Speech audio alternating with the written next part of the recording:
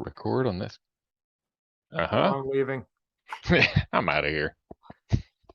Good afternoon, good morning, or good evening, and welcome to the Blurring the Lines podcast, episode 174. I am your host, Peter Nikolaidis, and joining me, as always, is my co-host, Adam Bell.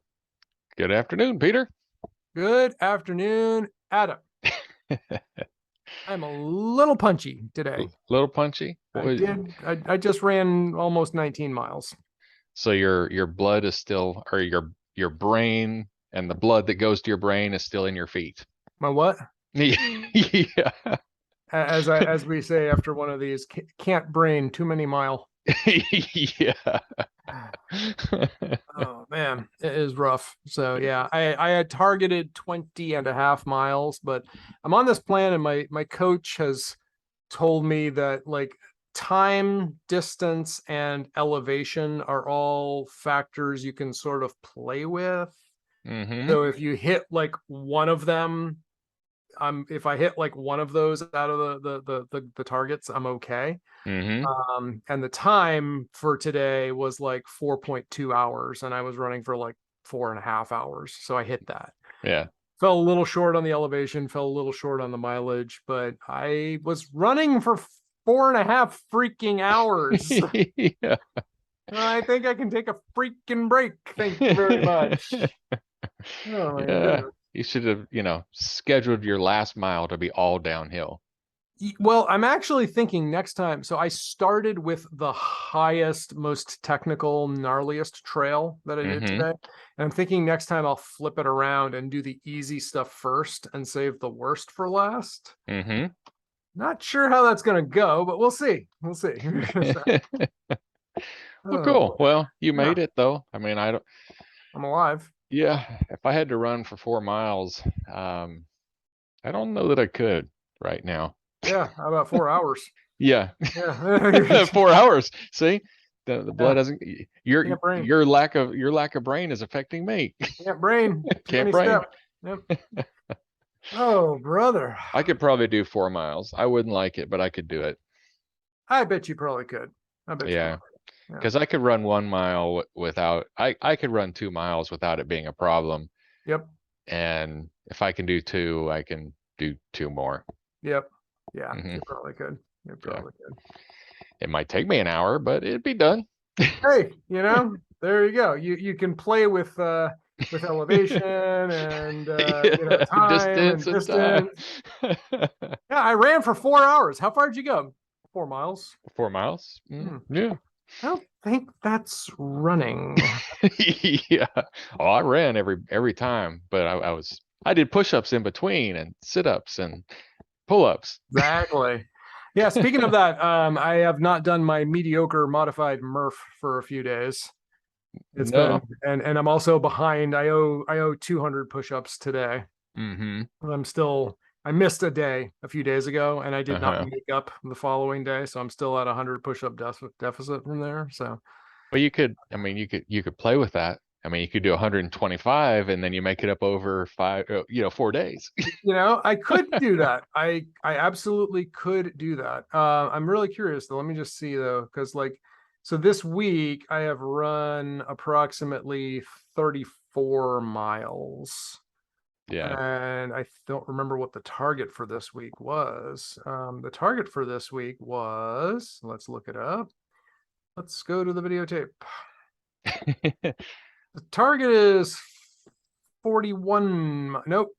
37. Nope. Only 33 miles? Huh. Yeah.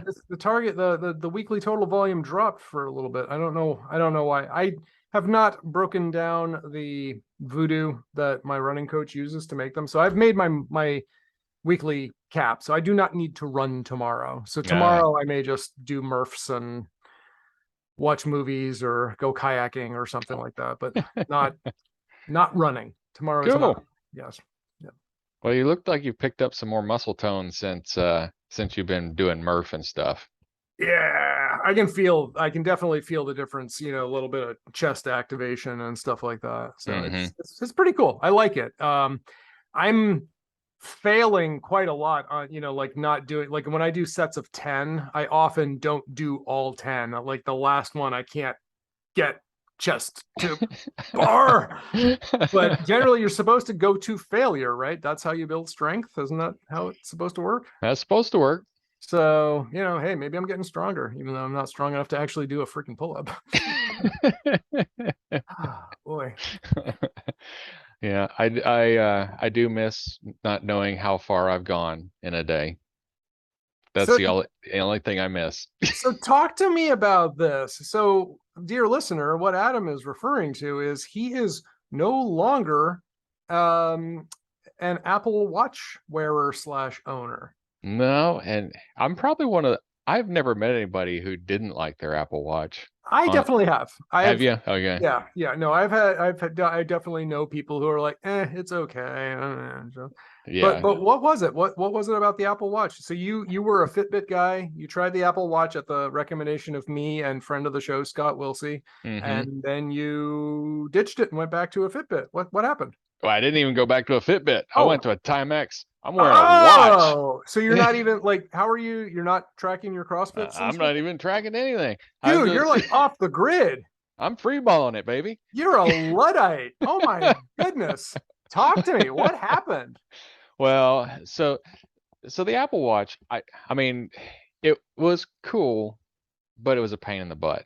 I don't want the vibrations on me all the time. If I have notifications all the time, it annoys me. I don't listen to it. Okay. I wanted I turned off everything. The only notifications I got was from Lose It telling me to track my weight, Hydrate telling me to track my water, and a workout notification when you completed a workout. But okay. Well, I can see how those could be annoying. There's some days when I am doing many workouts. Yeah. But the thing that I want to see the time, and I want to see the date, and I want to see the seconds, just like a watch. Yeah. Well, the watch, I customized a screen that had that. Yep. But I always was trying to swipe into another screen to do something else that I wanted to do. I had multiple screens set up for what I wanted to do. It was just too complex. I was like, you know what? This is really first world problems here. I just want to know the time. I really would like to track my steps and my fitness, but it's not worth all of the Apple Watch stuff. And it was a $400 watch. I'm now wearing a $30 watch. Big spender. Yeah. The other thing is I can't stand having to charge my watch every single day. You could wear it 2 days, but you're taking a chance on day 2 that you might not make it through the end if you do a lot of anything. With me, almost certainly. Yeah. So I was like, this is way too much hassle for what I really want as a watch. I do want to track I like to track my steps, because there's times when I'm like, I don't know how far I've gone today. I don't know how much I've moved. And some days it just gets away from you. You're working at a desk, or even at the standing desk, I would still get notifications from my watch saying you haven't moved enough. I'm like, what are you talking about? I've been standing all day. That's one thing where what I did was I changed my watch my stand goal from 12 hours to 6 hours, because it's not detecting standing, it's detecting arm movement. And that was just making me angry some days, because I didn't do this, wave my arm around crazy enough to make it happy. And so I turned it off, because I always was able to get 6 hours without trying. But sometimes it would not track 12, and I was just like, I just got sick of it. So yeah, that one was, well, and here's the other thing. Here was I wouldn't say a deal killer, but it kind of added up. Is one thing with the Fitbit is it tracked your life 24, as long as it was on, it was tracking what you did. Now, if you forgot to say I'm doing CrossFit from 6 a.m. to 6:25, like I didn't press the button to tell it to record that, I just went and reactively did plus exercise 6:20 or 6 o'clock to 6:25 and whatever, and call it CrossFit. And Yep. then it compared that to my steps, my heart rate, and it just said, yes, you obviously you are working out. That is a serious annoyance with the Apple Watch. If it doesn't detect that you were doing a workout, or if you don't start it manually, that is annoying. That is something I do like about the Fitbit, is the retrospective workouts that you can create, and you say, this was workout time. Hmm. And yeah. So I hear you. I Yeah. definitely hear you on that one. So I have been able to compensate for that with my my Lose It app. So I want to lose weight. So if I don't count my exercises, that means I get to eat less food. And I am exercising, so I'm hungrier than I would be as if I weren't. So Yep. Fitbit, or the Lose It app, allows me to enter exercise. So it's got CrossFit in there. I can just say 25 minutes of CrossFit, Yep. and then it gives me the calorie credits Got so it. that I can eat more food. Yep. But it sure is nice for I mean, the convenience of the watch. But this, it was always, the Apple Watch and even the Fitbit was always a bit more delicate than my lifestyle. I'm Yep. pretty active, Yep. when I'm working at the farm. I've got gloves and mowers and sticks and things, and eh, I'm always like, oh, I got to cover it up, don't scratch it. And then I would beat it up, and like this Timex, I don't care. Yeah, I definitely I hear you there. I mean, I like gadgets. I like toys. I Yeah. like bells and whistles. And Hmm. believe me, I have had some extreme frustrations with the Apple Watch. Believe me. Some of those were amplified by other life factors at the time, that just Hmm. like, because when something's going bad, like if you have a thorn that you've just stepped on in your foot, everything's annoying, right? Yeah. So it's not unlike that. But overall, I'm happy with the watch. I would prefer to see a watch that held a battery charge for several days. Yeah. I get it, Hmm. For me, it's the trade-off, being able to know that I can get a phone call or make a phone call just carrying the watch. That's still huge for me. Hmm. Not just being an extension of the phone, but actually having a cellular plan on the Apple Watch is a big Hmm. deal. And although I don't use it a lot, I am curious again, like right now, to see how my sleep tracking is going. Hmm. I was asleep last night for less than 7 hours, Hmm. right? And I'm really curious to go back and, compare how my exercise is impacted, juxtaposed, overlaid against my sleep, for instance. Yeah. There's stuff that I'm interested in catching. I really am. Hmm. Um, but I do, there's part of me definitely wants to check out things like the Fitbit, and runners seem to prefer Garmin stuff. Yeah. Garmin is like where it's at for runners. So, I don't know, like I'm not just a runner, but as far as my activities and stuff go that I'm concerned about, primarily a runner, Yeah. so I've had, definitely had second thoughts. But overall, I'm happy. I mean, I've bought 3 of them, so I must be happy with the Apple Watch. I learn slowly sometimes, I admit it, but not that slow. Like, Yeah. oh, this thing sucks. Can't wait to get a new one. Yeah. Oh Yeah. boy. Well, and I'm a gadget guy too. I mean, and that Mhm. was really the appeal of the Apple Watch. The things that I really wanted were these fitness stuff and then some gadgety things. And it failed out on the gadgety things that were important to me. Yeah. The what pushed me over the edge to say yes was I wanted to listen to Audible on my Apple Watch Yep. with no phone. That's what Right. I wanted. Yep. Bluetooth watch, no phone. Yep. But the synchronization process between my watch Yeah. and my phone for the audiobooks was not desirable. Yep. Um, Yeah, it, that's old school. It's like having to, to go back and like sync phones to your iPod and stuff, right? yeah. Yeah, So that's garbage. So That's I garbage. was expecting, so here's what I was expecting is I was expecting that my watch and my phone would both fully download the book. And then all that would happen would between the two of them would be a synchronization notification. Where is Adam in this book? And Yep. the two devices would talk, because that's how the Kindle works with it. That's how, that's how it works with all the other devices. So I was expecting that. Yep. But what's really happening is the watch is only synchronizing where you have read to it. Yeah.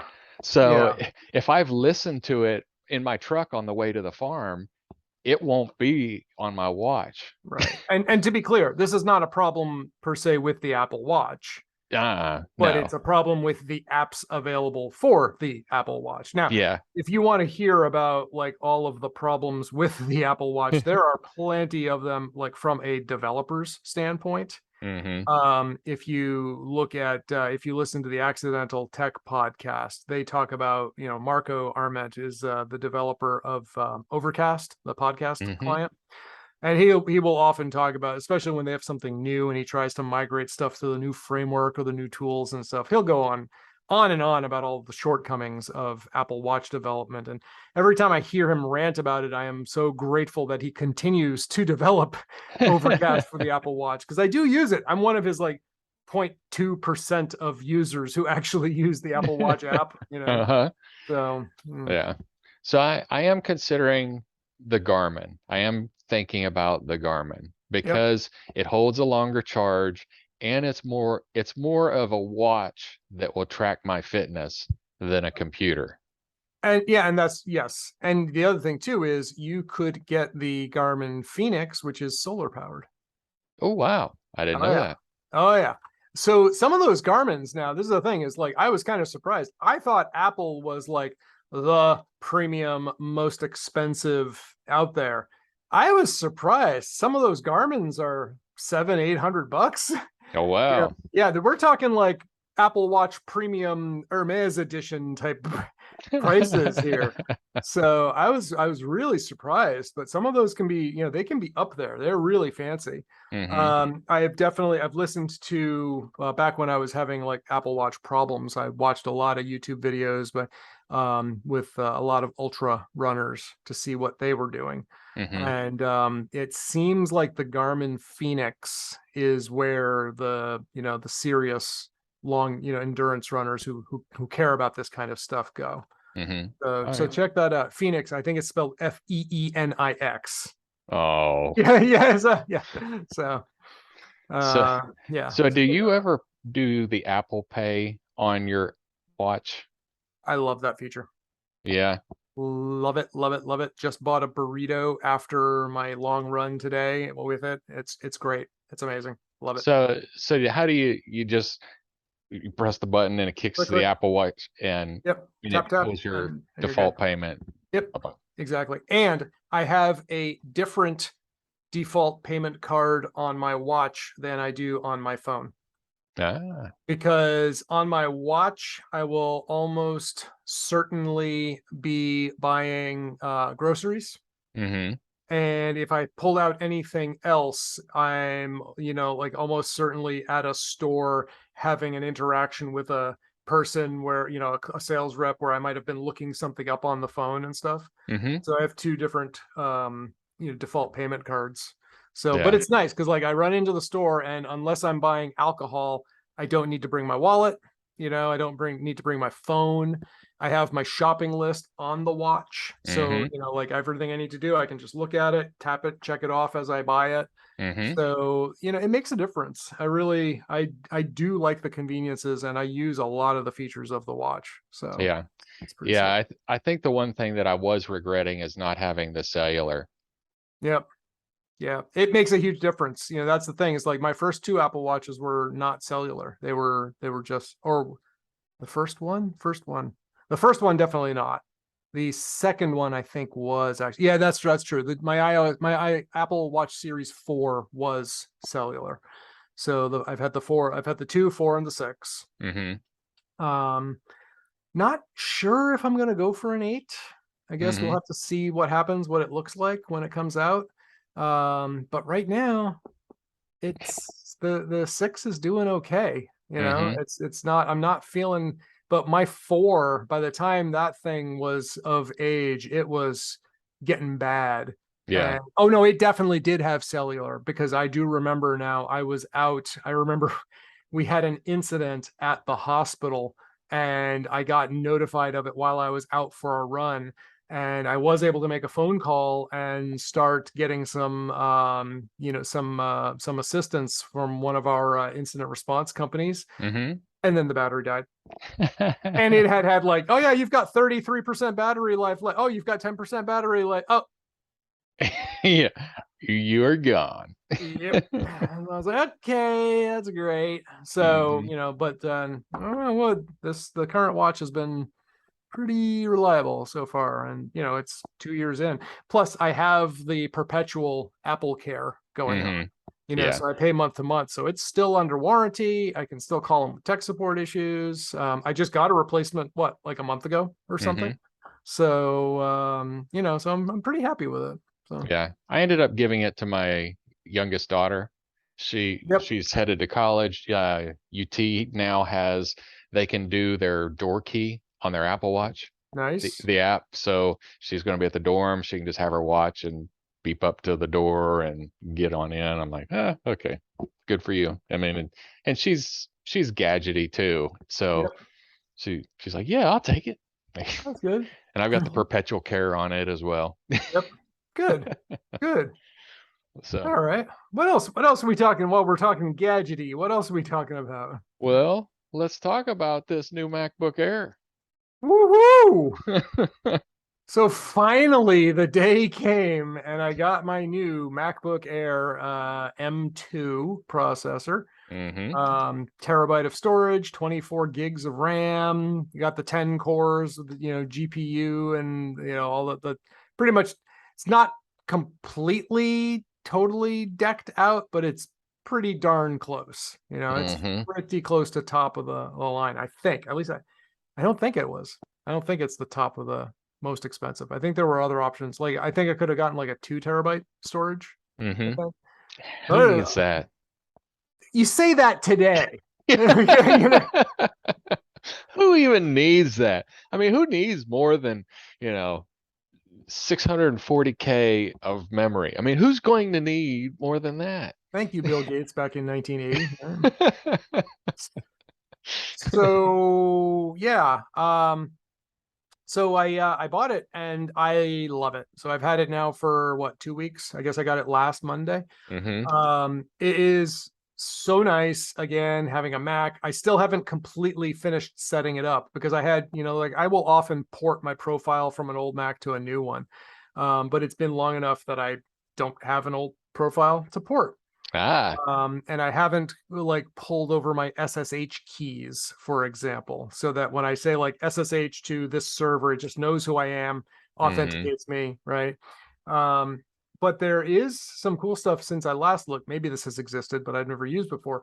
On Windows, I generally use Putty as my SSH client or Mm-hmm. my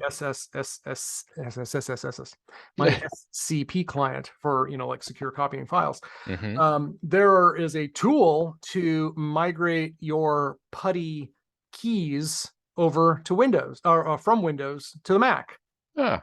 So you can use you can use some of the Putty tools, like there's PSCP, the Putty secure copy.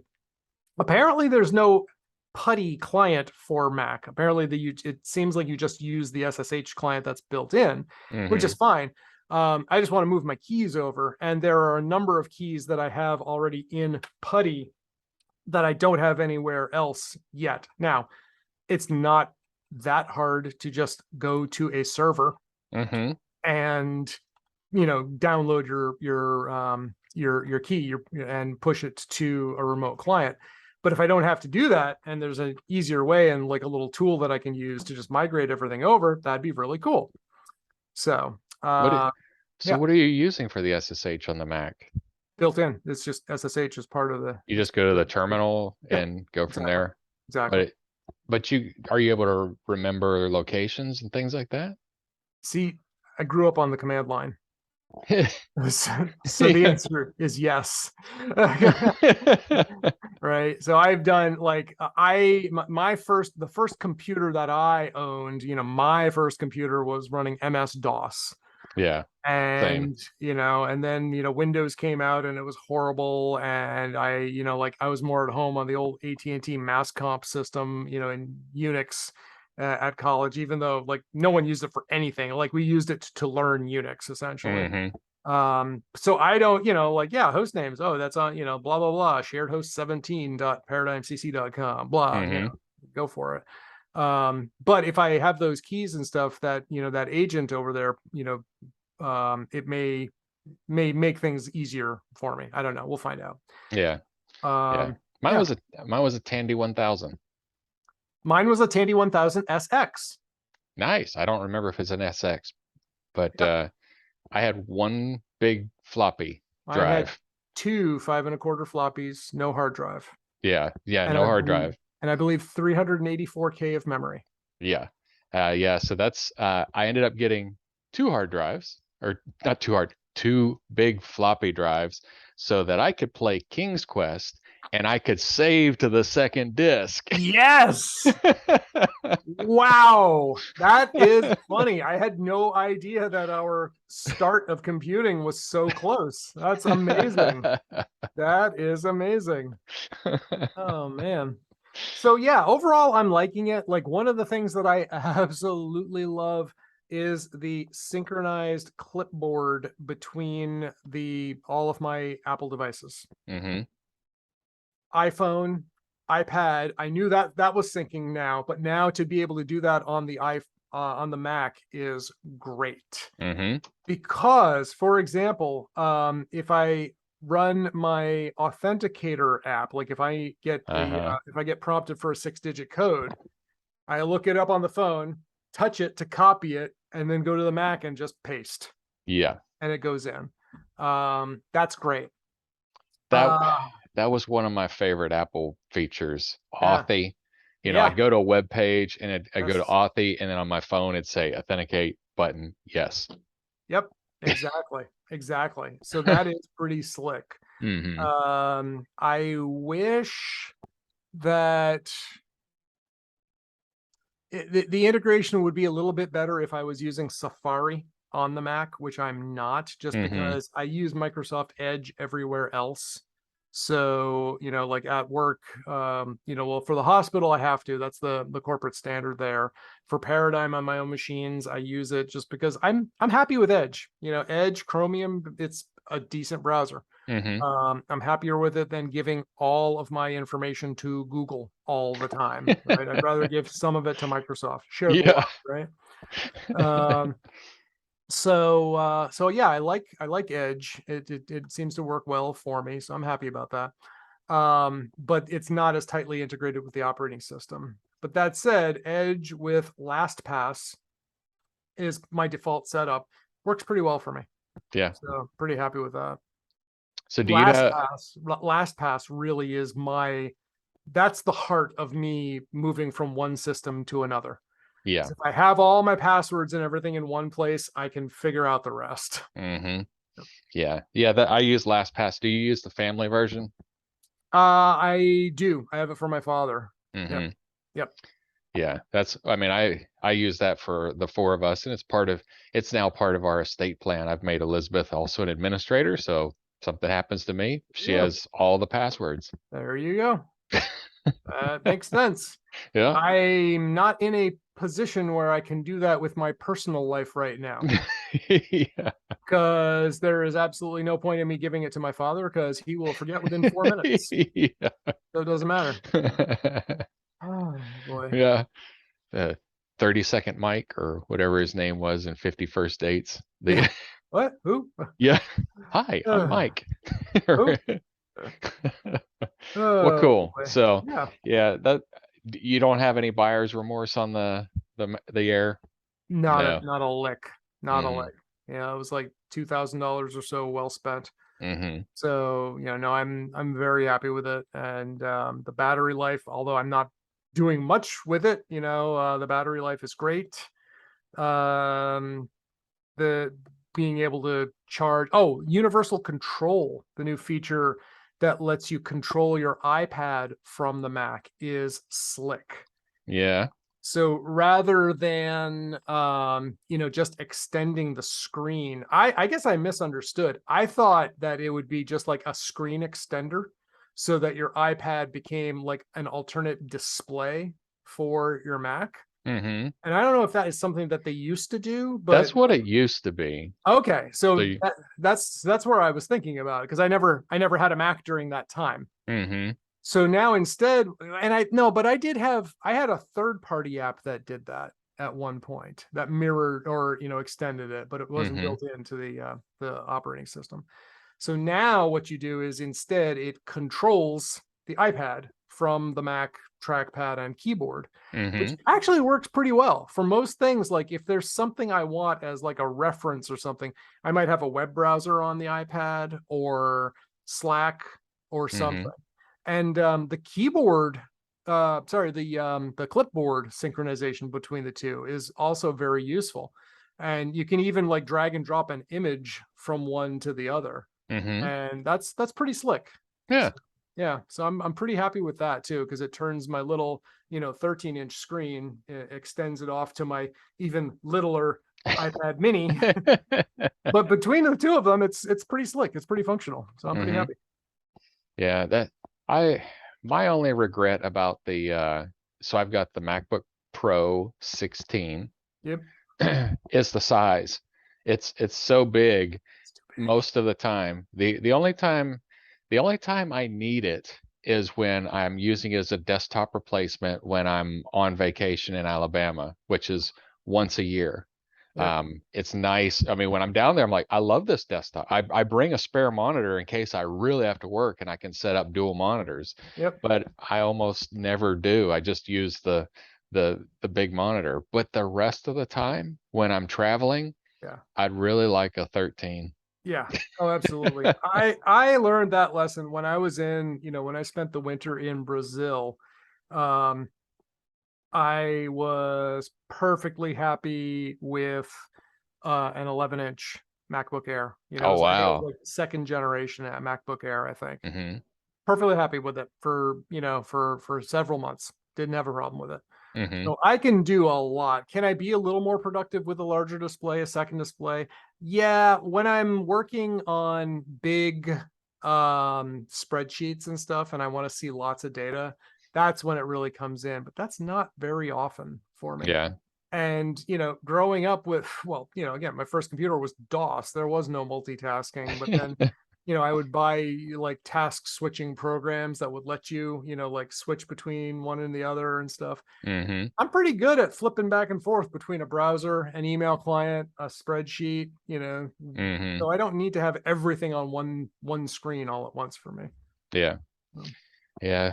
But I'd like to replace mine with a 13. But the yep. thing is, unless something catastrophic happens to it, the stupid thing is going to keep running for another 3 or 4 years. It's You hard know? to justify, Yeah. Yeah, Mhm. because I've got it I mean, I bought I bought I bought the top of the end Pro, the Yep. MacBook Pro when I bought it. Yep. And it's going to keep running. Maybe I move it into a different role, Yep. into one of my Yeah. lesser roles. Turns into Or, your desktop, right? hmm So, but yeah, I like it. It's fast. You know, Good. unfortunately, there's that like 6% of Windows things that I have to keep the stupid virtual machine in there. Well, that's the thing. For right now, what I'm doing is I'm just keeping one of my 15-inch HP laptops around, Hmm. and I just remote desktop to that when I need Windows things. Oh yeah, there you go. And that's fine. Right now, that's fine. And for work at the hospital and stuff, it's all, a Citrix environment anyway. So no So worries yes, there. yeah, I've got a little virtual machine because I was on site yesterday and I needed to run nmap and Yep. it Oh, works. you can do that in Mac just fine. Can you? Oh, hell yeah. Oh yeah, it works better than Windows, dude. I'll have to give it a try. Yeah, you should. No, nmap is a Star Nix native tool. Like that was developed over there and then ported over to Windows. Okay. So, oh yeah, way better on Mac OS or Linux than on Windows.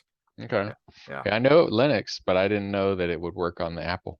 Oh yeah, absolutely, absolutely. Cool. Might even be in Hey, the homebrew packages. I don't know, but I yeah, learned it's something today. there you go.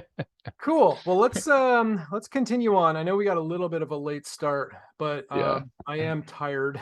Yeah. I have eaten, but I have not showered yet. So I do All want right. to So follow up on a couple of things. okay, go for it. So what about a couple months ago or so, I bought the Kurdene earbuds, Mm-hmm. little Mac. They're like Jabra like AirPod earbuds. Um, I returned the first set because they started to die immediately. Like Mm-hmm. after a couple of weeks, one of them just had like no volume anymore. And I almost like didn't bother with the replacement, but for like $4 or $5, I got the like 3-year complete replacement warranty plan thing. Mm-hmm. And they were like $20 when they were on sale. So for $25 over 3 years for decent, they were okay. After the first few runs, though, they started falling out of my ears, most notably on the left side after I would chew or smile. Yeah. So that whatever happens there stretches the ear enough that it loosens the connection. Mm-hmm. But I had some old foam tips for my Jabra headphones, which they were the Comply ones, the same brand that I bought for my AirPods. I love the foam tips for the AirPods. For the Jabras, they were terrible. Hated Mm-hmm. them. As it happens, they're the same size for the Kurdenes. And I put them Okay. on the Kurdenes and they work great. Okay. So now, with the combination of those foam tips and, they've turned into they're my main things for activities for running and stuff. Um, Cool. so I'm very happy with them. What I really like is that, like the AirPods, you can put in one or the other, Mm-hmm. and it doesn't matter which. Um, they're not as like one thing that's weird is they have this haptic control. So if you press and hold the right one, it turns the volume up. If you press and hold the left one, it turns the volume down. Yeah. You get what happens if you have one in your ear. The volume You moves in one direction, right? yeah.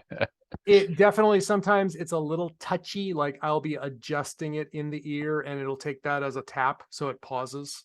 Mm-hmm. And so it's a little finicky like that, but overall for like $20, well worth it. Well worth it. Cool. Now, at the recommendation of Men's Health magazine, I also tried the Shockz or Aftershocks, whatever, bone conductive ones. Mm-hmm. They sit on your, they're like over the ear kind of thing, but they don't go in the ear, they go near the ear, and they use bone conduction. Great idea. Horrible implementation. Yeah. They say it's great. Oh my God, runners love these things. For me, it was so, I don't know if it was the wrong size, if I just couldn't get the right fit or whatever. But it wasn't loud enough. Mm-hmm. Like the audio quality when it was snugly connected and like doing the conduction through the bones and stuff, it sounded really good. But it was so quiet that like all the ambient noise around me was drowning out the music. And I get Mm-hmm. it, as a security feature, as a safety feature, you want that, right? Mm-hmm. So like if you're biking through traffic, you want to hear the cars coming up. So, but if I'm running by myself down, a lonely path, I want to hear the music. And I could not. So I promptly returned those to Amazon. Not Mm-hmm. not a fan. Not a fan. Yeah. So Very cool. I'm working on becoming a fan of my Flair smart vents. Okay. So I have my smart vents in an attempt to add heating and cooling zones to my house, which has one zone across 3 floors. Mm-hmm. I think I'm getting it, but I'm not 100% sure. It's a complicated setup. I have not read the exhaustive documentation, the knowledge-based articles on how to properly set it up. Some of my complaints might be with my ecobee thermostat. and the way that they integrate. Mm-hmm. The problem I have is, so I had a Nest thermostat for many years, like 10 years, 8, 9 Mm-hmm. years anyway. I had the Nest, and it was just inconsistent. It bugged me. Like, there would be a software update and it would just completely ignore my home and away settings. And I Mm-hmm. would go to Vermont for 3 or 4 days and find that the air conditioning had been on max while I was gone the whole time. I had no idea that I had left the house, or in the wintertime that the heat was cranking, all the time. And I'm like, Mm-hmm. that that's insane, right? So I finally got so fed up with it that I got an ecobee, and I like it, but the ecobee generally will use an aggregate of all of the sensors in the house, unless you tell it, okay, during your normal daytime home settings, don't factor in this room, right? So Mm-hmm. ignore that. So essentially telling it, yes, I realize it's 95 degrees in the attic, don't care, right? And then at nighttime, I don't care what the attic is like. I just care what it's like in the bedroom. So Mm-hmm. generally in the daytime, just care about the living room, level. Don't care about the bedroom. Don't care about the upstairs. Right. Um, the Flair vents have their own schedule, or apparently you can configure them in some way to follow the ecobee.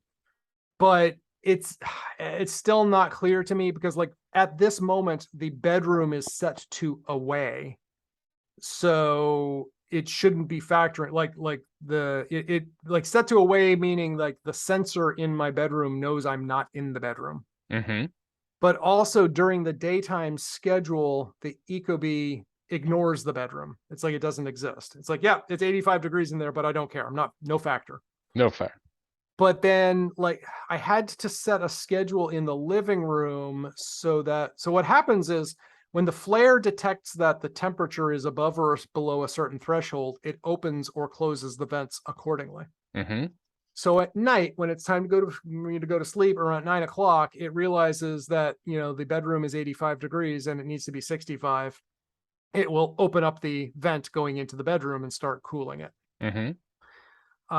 And similarly, when it realizes that the living room is now 60 degrees and it really is targeting 65, it will close the vents in the living room so that it doesn't cool anymore.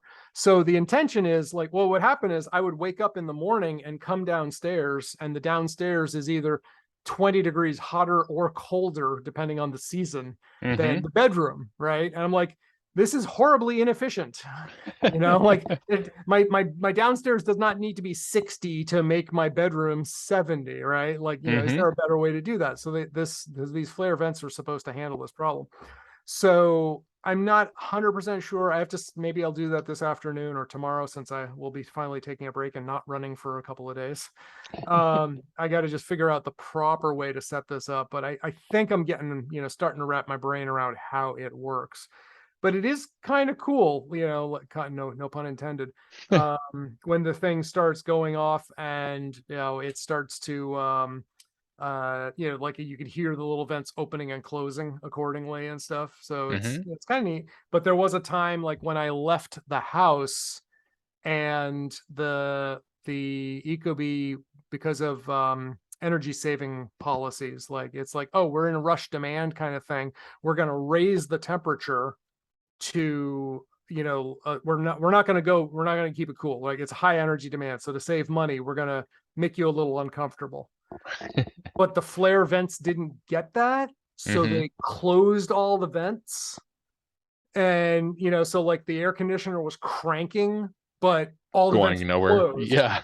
And I was like, this cannot last, right? This is completely the opposite of what I want to have, going on. So I think that only happened once that I'm aware of. So I need to spend a little time, figure out what's going on there, and then but I think it's got potential. The controller, the Zigbee controller, they say you have to use theirs, even though it's Zigbee. It won't work with either of my other two Zigbee controllers, so you have to buy that, and that's like 150 or 175 bucks. Mm-hmm. And then each of the vents is like 90 bucks. So, So so still, is it a vent replacement? yes, Okay. you yank the register, the vent right out of the hole, out of the Mm-hmm. wall, and or the floor, and you put in a new one. which is a smart vent. It has two C-cell batteries in it, and it's Zigbee controlled. Okay.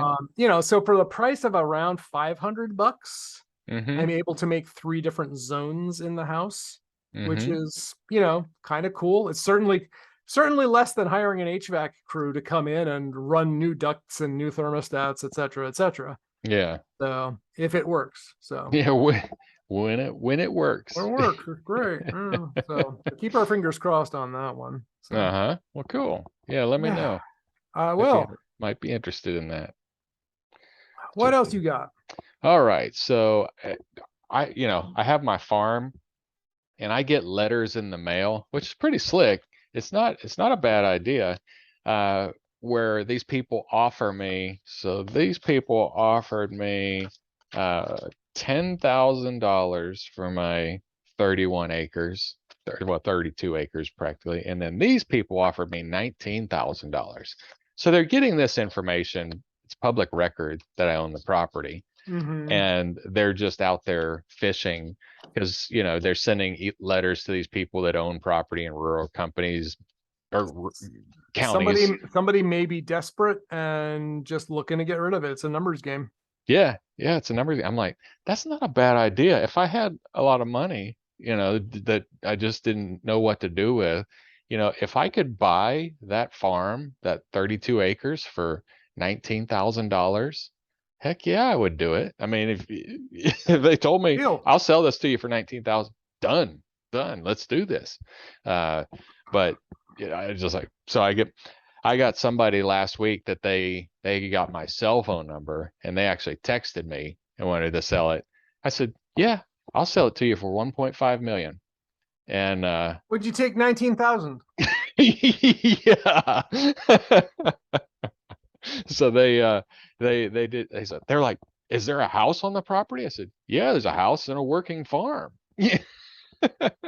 Oh, Oh, good job doing your research. yeah.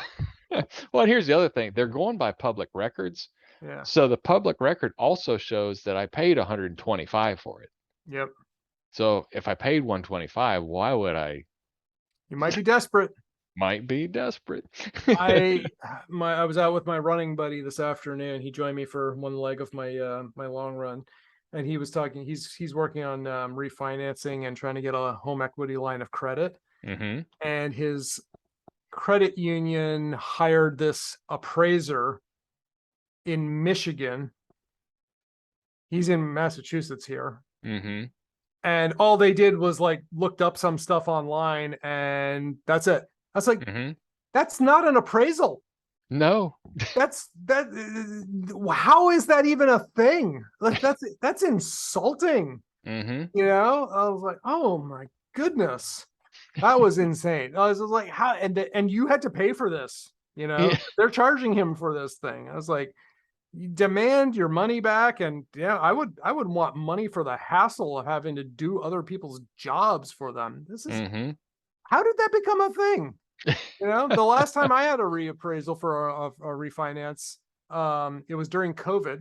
Mm-hmm. And so allegedly the appraiser swung by the house, but he did not go inside. So, but I don't know that he actually went by and visited the house. Mm-hmm. I don't know. But these guys didn't even ask him any questions. They just pulled some stuff online. They did it wrong. It was, I forget how, but they like have it set as like a 3-bedroom or it should have been something else. Like just completely got it wrong. And I was like, people need to be fired. I mean, these people suck at their jobs, and I just cannot stand that. Yeah. Well, so a friend of mine, I'm not going to use his real name, but so the insurance, the title insurance that you get when you buy a house. Oh. So the title insurance is they have ensured that nobody else has a title claim to your property. Which is apparently a big racket, but yes. Yeah, still it's a racket. So, but my friend John Doe was buying some property, or he was either buying or selling, I don't remember, but he had to have the title insurance in order to do the transaction. Well, there was another John Doe in a nearby county, not the same county, that was a deadbeat. And had like back taxes due, and like, well, this John Doe has a claim. It's like, that's not me. Well, we can't give you title insurance on it because there's another John Doe. Go, that's your job. You are to determine John Doe number 1 and John Doe number 2 are two Yeah. separate people, and that's what you're certifying. John Yeah. Doe number 1 has no claim over my property. Do your effing job. Oh my God, people. uh, so Uh, I think we're getting close to time, but had a real quick. So right now, flights there are a lot of flight delays. yes, I've been hearing about these. One with demand, two with weather. I mean, weather's standard, and so many people do not plan. They they they make no plans whatsoever, or or they'll say, I'm going from Dallas to Boston. Let's say I want to go to Dallas to Boston. Well, if you're not going to take a direct flight, or you're not going to do a one stop, you got a two stop leg through there. It's going to take you all day, but you're going to go from Dallas to, say, Chicago to Baltimore to, to Boston. Well, you have an hour between your flight in Baltimore. I mean, you got to make your connecting flight in an hour. Mm-hmm. Well, everybody's like, well, that's a reasonable amount of time, except if any one of your legs were delayed for any number of reasons. Huh. I'm going to miss my plane. And people get all upset and bent out of shape. And then the other part of it is when they're delaying for weather, you can't get upset about that. Your choice is you could die today. I'd rather die today. I'd rather die today than be late. Years. But so, I mean, in my plans, I like to never lay over. I know that that's not possible, but I would prefer to never lay over. But if it's a local layover, I'm not doing any layover less than 2 hours. Mm-hmm. It may be inconvenient for me, Yep. but it's going to be a whole lot less inconvenient than missing my plane. You think? Yeah. So people need to plan and think about these delays, and